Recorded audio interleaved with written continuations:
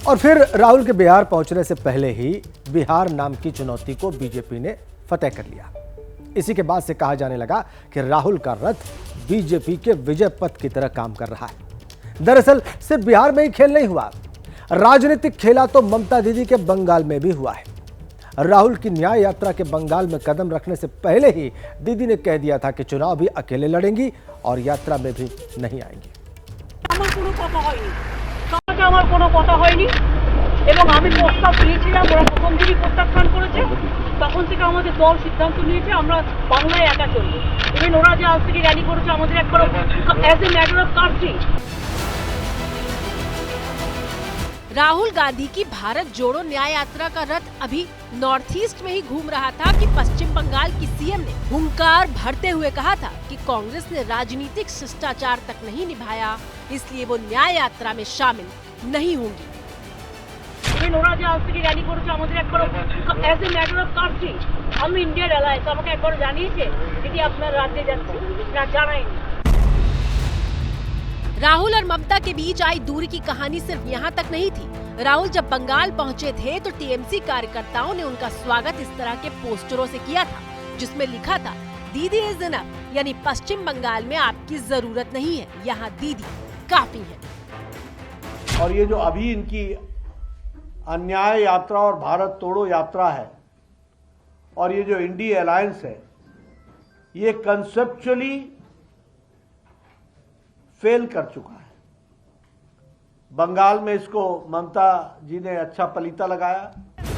सच्चाई ये है कि राहुल गांधी के पश्चिम बंगाल में प्रवेश करने से करीब 72 घंटे पहले ही ये साफ हो चुका था कि ममता बनर्जी राहुल के साथ नहीं है।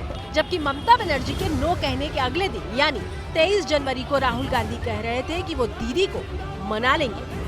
जो हमारा सीट नेगोशिएशन है वो चल रहा है, उसका रिजल्ट आएगा, कंक्लूजन आएगा, उसके बारे में मैं यहाँ कमेंट नहीं करना चाहता हूँ।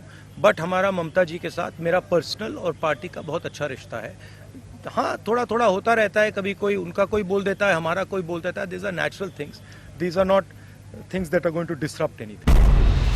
शायद राहुल भी जानते थे कि मनाना इतना आसान नहीं है, क्योंकि उन्हीं के पार्टी के वरिष्ठ नेता अधीर रंजन चौधरी लगातार ममता पर तीखे हमले करते रहे हैं।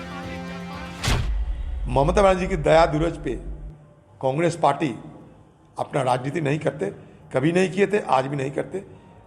बदले में कांग्रेस पार्टी की दया से और मदद से 2011 साल में ममता बनर्जी खुद सत्य पे आई थी। जिस तरह नीतीश ने बिहार में अपने सियासी फायदे के लिए बीजेपी के साथ जाने का निर्णय लिया, ठीक उसी तरह बंगाल में ममता बनर्जी ने अपनी राजनीतिक जमीन को मजबूत रखने के लिए न सिर्फ अकेले चुनाव लड़ने का निर्णय लिया, बल्कि राहुल गांधी की भारत जोड़ो न्याय यात्रा में भी साथ खड़े होने से इनकार कर दिया। ममता के सामने राजनीतिक मजबूरी ये थी कि अगर वो लेफ्ट से हाथ मिलाती हैं, तो टीएमसी के कार्यकर्ताओं को क्या जवाब देंगी, क्योंकि बंगाल में ममता की राजनीति का वजूद ही लेफ्ट के खिलाफ खड़े होने से बना है। जैसे ही घड़ी का काटा दोपहर 2:30 पे आए, बबीता जी का दिल सास बहू साजिश के लिए मचल जाए। और ये है इनकी बहू, पूरे दिन ऑफिस की टेंशन हो जाए गॉन जब ये करें अपना फेवरेट शो फ्री टाइम पे ऑन। इनकी तरह आप भी देखिए अपना फेवरेट शो अपने टाइम पर और डाउनलोड कीजिए एबीपी लाइव ऐप अपने स्मार्ट टीवी पर।